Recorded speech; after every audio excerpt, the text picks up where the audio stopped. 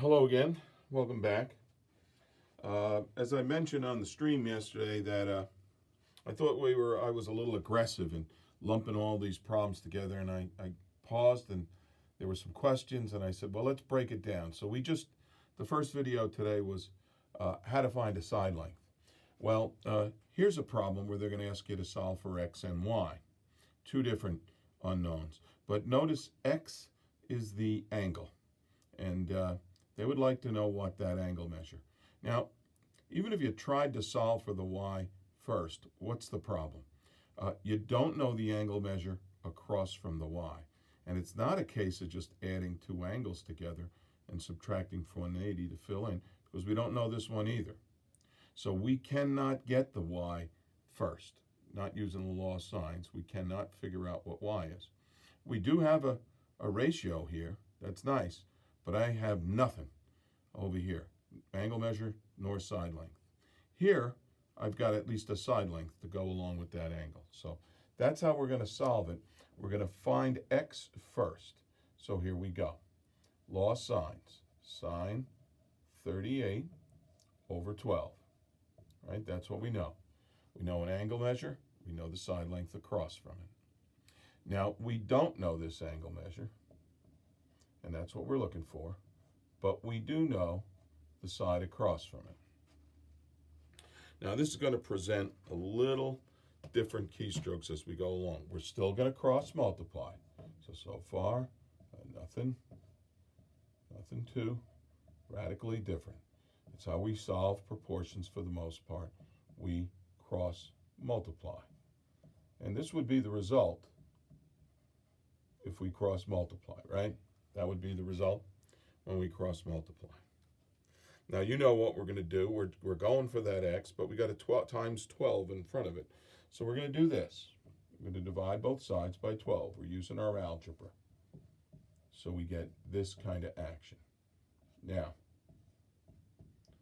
this is what we'll get over there when we divide that by 12. That's what we want. We're isolating the x as best we can. Now, in our calculator, just like the previous problems, on the previous video and all the other problems, 18 times sine 38 divided, right? So 18 times sine 38, enter, and then divide by 12. Divide by 12. Now, when you do that, you get this number, 0.92. Maybe I rounded it, but it's close. So that the sine of angle x is 0.92. The sine ratio is 0.92. And in your calculator, they're going to tell us, right? I'm going to write it here so I don't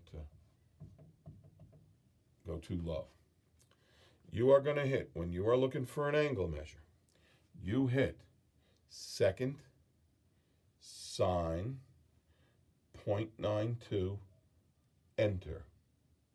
Second button, sine 0.92, enter, and that's going to give you the angle measure. Remember, that's, again, a lot of those throughout the week. Now, in my calculations, that comes out to 66.9 degrees. That's what that angle is, 66.9 degrees. Okay? So that's how we go and find an angle measure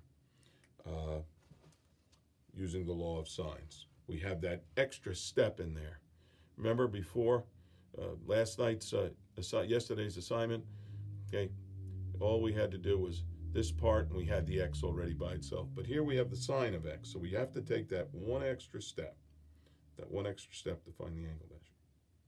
Now, I got this far on the problem, demo problem, and I had the y there, so it's probably only fair just to, let's go ahead and solve for y. Now, how would you do that at this point if you had to solve for y? Well, you're going to still utilize this ratio, again, using the law of sines. Sine 38 over 12 equals, now, I got the y I'm looking for. There it is. But I don't know the angle that's across from the y. But what did we just discover? We just discovered that 66.9. And you know, when you have two angles, you can find the third, right? 75.1. Three angles in a triangle add up to 180. So what am I going to put on top here? Sine 75.1. Okay, so now we're back to assignment 326's where we're looking for a side length. Now we're going to cross multiply and look for a side length. Here we go. Go ahead and do that. Okay. 12 times sine 75.1. Enter. And then what are we going to do? We're going to have this number, but we're going to divide it by sine 38. Divided by sine 38. And I get 18.8. 18.8. So that's a two-part problem, which we had a few of those the other night. It really took up a lot of our time running through those two problems. Okay? So that I wanted to show you how to find the angle measure, because today's assignment has a problem or two incorporated in it where we have to find the angle measure. Okay? Good week. We're already hit Friday. The marking period really ends the beginning of next week.